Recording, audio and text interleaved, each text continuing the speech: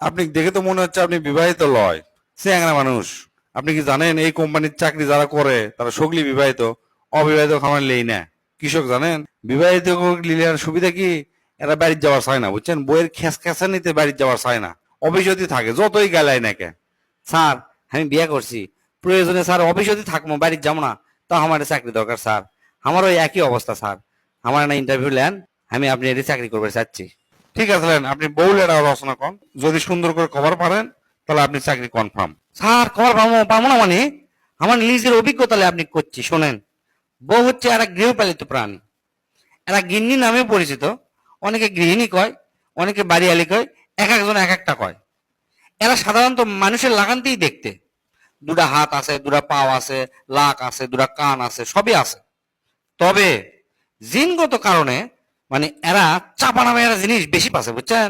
চাপাটা হচ্ছে কি, এই বউগুলা পাশের বাড়ির ভাবি কিংবা ধরেন সোল আছে, সোলকলে স্কুলত গেছে, স্কুলত যাতে বসে থাকা লাগে, দেখবেন যে অন্যান্য ভাবিরা আছে, একের সাথে যে চাপাটা মারে মনে করেন জীবনেও কোনো ছেলের দ্বারা সম্ভব নয়। একক যদি হিন্দি সিরিয়াল দেখবার বসবার দেন, তখন যদি কন চলো কেএফসি থেকে তোমাকে মুরগি খিলাই, এরা উঠবেই না।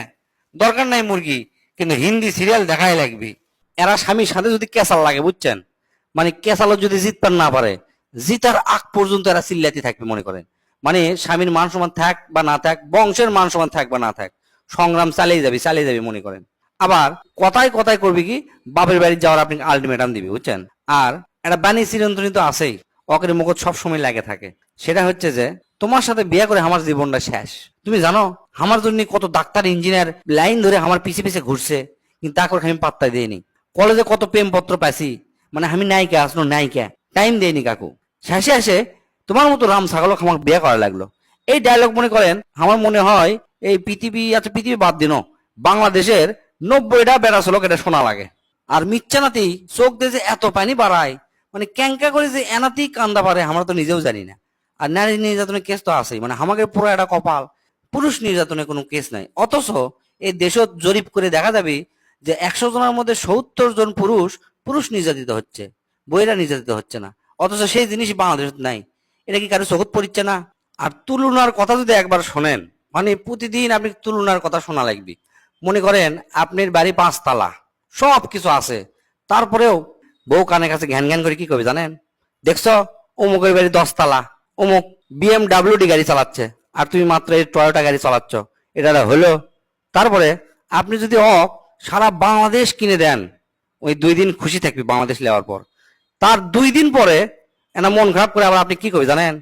বেশ, তুমি আমাকে বাংলাদেশ দিছ, বাংলাদেশ একটা মিথ্যা না দেশ, দেখো পাশের দেশ দেখো ভারত কত বড়, উনকে একটা দেশ দিলে আমার জন্য ভালো হলো নি। মানে জীবনেও আমাকে কোনোদিন মন ভান পারবেন না। এরই নাম হচ্ছে বউ, এটাই হচ্ছে বইয়ের রচনা। ভাই আপনি এটা কি রচনা শুনালেন? আপনি রচনা শুনে তো আমার মাথায় নষ্ট হয়ে গেল। আপনি তো আমার এখনই চাকরি দিবার মন চাচ্ছে। ভাই মিথ্যা না, কষ্ট করে না বাইরে যা বসেন। আপনি অ্যাপয়েন্টমেন্ট লেটারটা লিখতে আমার যতক্ষণ দেরি, কিন্তু আপনি চাকরি হতে ততক্ষণ দেরি নাই। যান মিথ্যা না বসেন ভাই, আমি লিখে আপনি চাকরিটা দিচ্ছি। আপনি অ্যাপয়েন্টমেন্ট লেটার নিয়ে বাড়ি যাবেন, ঠিক আছে?